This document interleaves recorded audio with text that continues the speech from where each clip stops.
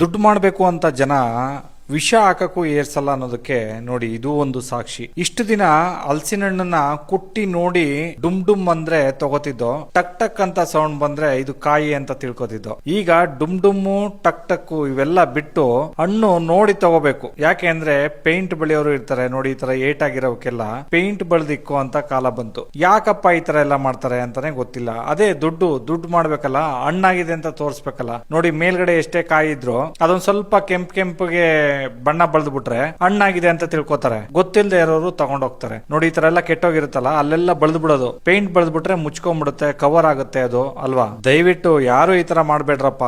ಯಾರು ತೋಟದಿಂದ ಕಿತ್ಕೊಂಬಂದ್ ಮಾರಿದ್ರು ಪರವಾಗಿಲ್ಲ, ಈ ತರ ಎಲ್ಲ ನೀವು ಮಾಡಕ್ ಹೋಗ್ಬೇಡಿ. ಯಾಕೆಂದ್ರೆ ತಿನ್ನೋ ಫುಡ್ ಅಲ್ಲ ಅದ್ ಏನ್ರಿ ಮೋಸ ಮಾಡ್ಕೊಂಡು ಎಷ್ಟು ದಿನ ಬದುಕಕ್ರಿ.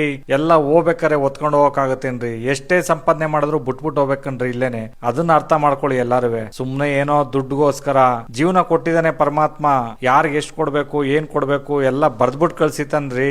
ಎಲ್ಲ ಈ ತರ ಮಾಡಿದ್ರೆ ಉಳಿಯಲ್ಲ, ಎಲ್ಲೋ ಒಂದ್ ಕಡೆ ಹೋಯ್ತಾ ಇರುತ್ತೆ. ನೀವೇ ದಿನನಿತ್ಯ ಟಿವಿಗಳಲ್ಲಿ ಸೋಷಿಯಲ್ ಮೀಡಿಯಾಗಳಲ್ಲಿ ನೋಡಿ ಗೊತ್ತಾಗತ್ತೆ. ಈ ತರ ಎಲ್ಲ ಮಾಡಿ ದುಡ್ಡು ಮಾಡೋದು ಬೇಡ ರೀ, ಒಳ್ಳೇದಲ್ಲ ಇದು.